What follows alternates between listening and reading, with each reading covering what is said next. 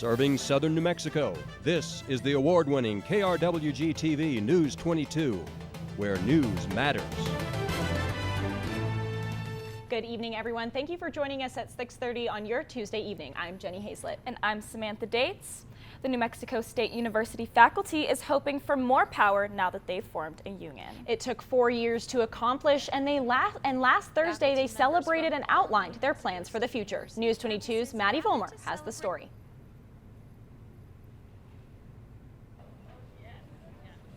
Faculty members from all of the New Mexico State University campuses gathered to celebrate the new faculty union formation of the NMSU National Education Association. I firmly believe in shared governance, as do my colleagues, and so we're hoping that the university will value that years of experience and dedication and want to work with us at that table. Professor Amy Garcia is a native New Mexican, an Aggie alum, and a professor at Doña Ana Community College. She's been teaching there for 22 years. Being an educator is my calling. The annual fee for union members will be $600, but Professor Garcia says it will create many opportunities. For professional development, for engagement, for training, so that as faculty we can have a seat at the table and be a strong presence. Professor Garcia also says non-paying faculty members are also covered in the agreement. Thus, everyone will be invited to contribute. So we're hoping that we can get good representation across the board for those who choose to join the union or not. Now that New Mexico State faculty has formed a union, their next step is negotiating with administration.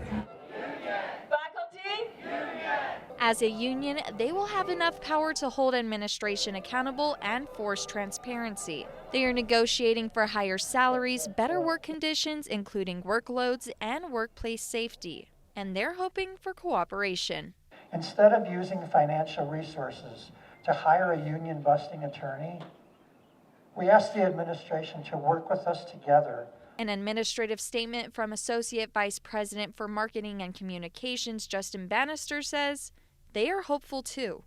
What we really would like right now is for them to voluntarily recognize the bargaining unit. Dr. Bronstein says once the bargaining unit is recognized, they can move forward with negotiation. Maddie Vollmer, News 22. Now Las Cruces officially has a new city manager. The city council officially appointed Ikani Tamopeo for the position yesterday. Council also approved a 3-year contract with a salary of $216,000. The resolution to approve the contract passed 6-1, with a district councilor, Cassie McClure, voting against it. Tamopeo is replacing Ifo Pili, who resigned in February. Now, Sam, it was a little chilly this morning. It was, but it has seemed to warm up throughout the afternoon.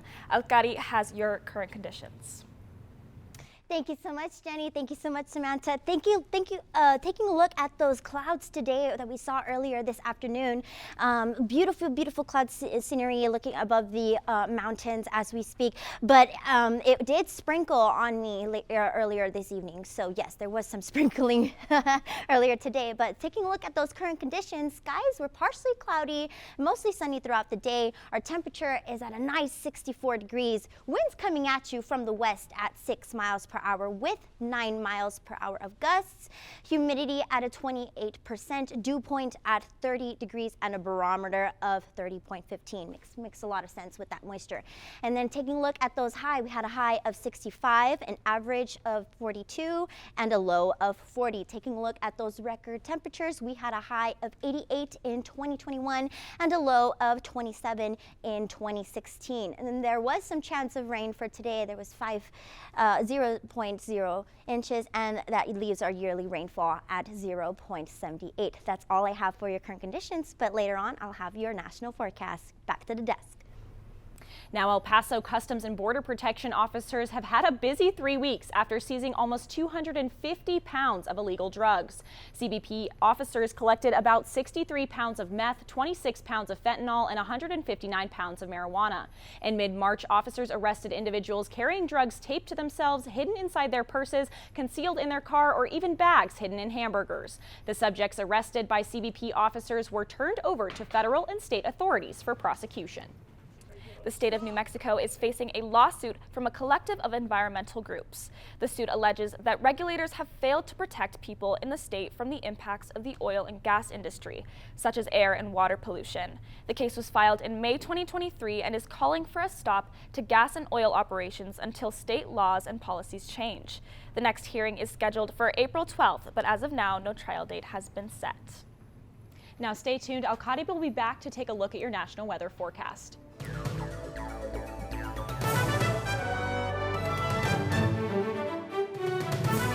Welcome back. You're watching News 22 Tuesday, where news matters.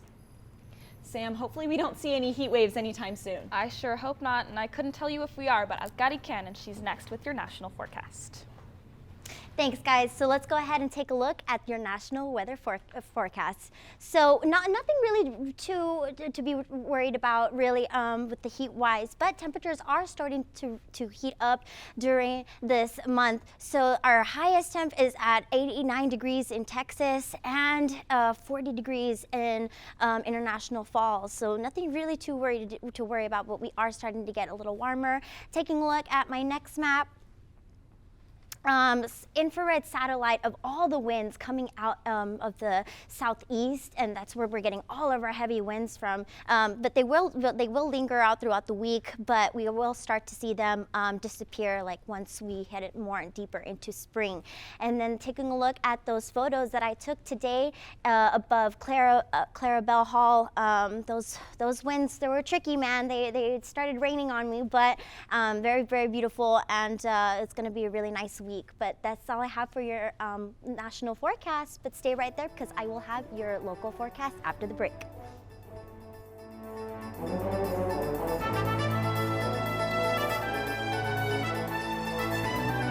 Welcome back, everyone. I'm Alcari and let's go ahead and take a look at your local forecast. Taking a look in New Mexico right now, Farmington at 61 degrees, Santa Fe at 54, Albuquerque at 58 degrees, Socorro just like Farmington at 61 with those same current conditions, and Ruidoso at 46, Las Cruces at 64, and Deming at 61 as well. Taking a look at tomorrow's temperatures, there's a slight change in the temps, starting like 20 degrees more than today. So tomorrow will be 68 in Farmington, 64 in Santa Fe, 78 in Las Cruces, 73 in Socorro, and last but not least, Deming at 74 degrees. Taking a look in Alamogordo at those local neighboring cities, tonight we'll have a low of 36 with clear conditions, and tomorrow a high of 72 with sunny and delightful conditions. And then taking a look in Truth or Consequences, tonight we'll have a low of 41 with clear skies and a high of 75 with sunny skies for tomorrow. Taking a look in Silver City, tonight we'll have a low of 34 with those clear skies as well, and tomorrow a high of 68 with a lot of sunshine. And last but not least, Las Cruces, tonight we'll have a low of 40 with clear skies, and tomorrow a high of 78 with lots and lots of sunshine. But that's all I have for your local forecast, but I'll end the show with your 5-day forecast. Back to the desk for more news. And Iberia is next with sports. Thanks, Sam. Coming up in sports, after 2 softball players were awarded in the Conference USA Week honors, the Aggies are celebrating. You can toss that remote because News 22 Sports is next.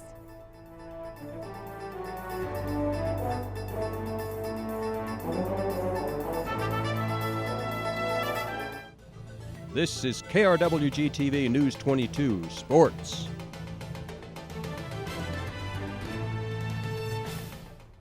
Welcome back, I'm Iberia de la Cruz, and let's talk sports. The Aggie Athletic Club is in high spirits after shattering a record during the 2023-2024 donating year. They raised $946,459, setting a new record. This accomplishment represents the 8 times in the last 9 years that the AAC's revenue has increased, with COVID-19 pandemic in 2020-2021 being an exception. The kind contributions of 992 people allowed the fundraising efforts to take place. New Mexico State Athletics is hoping to continue its growth and success into the future. With 2 players in the Conference USA Week honors, the Aggies are celebrating. Jillian Taylor earned the title of CUSA Player of the Week, And once again, Desiree Spearman earned Freshman of the Week recognition for a 4th time. This is her 5th conference title of the year.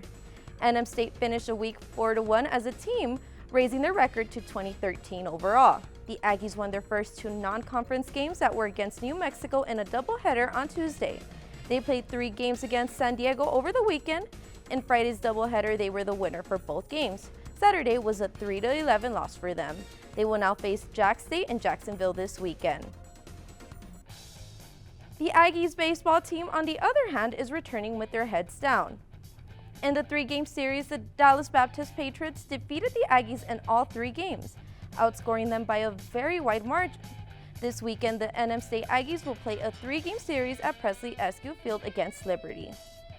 And that's all for sports tonight. Join us more for sports action tomorrow. Still ahead on News 22, Alcari will be back to take a look at your 5-day forecast.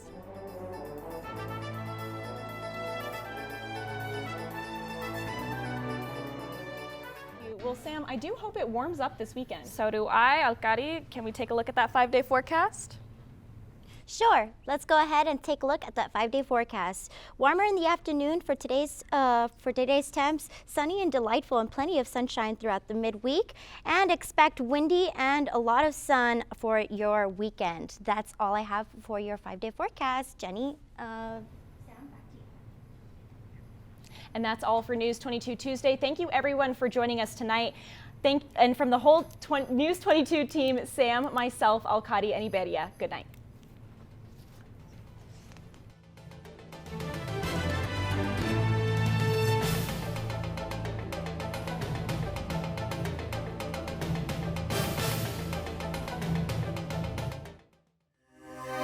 This news brief in Español is brought to you by Noticias 22, Spanish language news for southern New Mexico and West Texas. Noticias 22.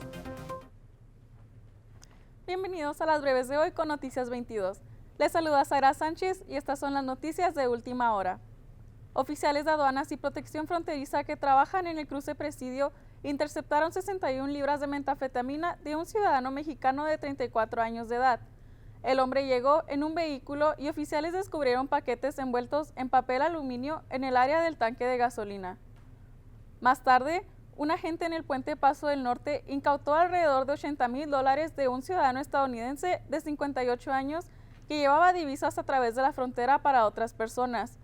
Los agentes del CBP también encontraron un fardo envuelto en plástico dentro de una hamburguesa que una mujer traía de México. En total se interceptaron 62 libras de metanfetamina, 25 libras de fentanilo y 158 libras de marihuana. Se incautaron $163,000 en moneda ilícita y se detuvo a 44 fugitivos en las 2 últimas semanas. La armadora del set de rodaje condenada por homicidio involuntario en el tiroteo mortal de 2021 en el set de la película Rust no tendrá un nuevo juicio. Un juez de Nuevo México tomó la decisión el viernes después de que los abogados defensores de Hannah Gutiérrez Reed utilizaron un caso separado para argumentar sobre un error en las instrucciones del jurado. El juez rechazó las objeciones de la defensa. El cargo conlleva hasta 18 meses de prisión y una multa de $5,000. La sentencia está prevista para el 15 de abril. Eso fue todo por mi parte. Que pasen una linda noche.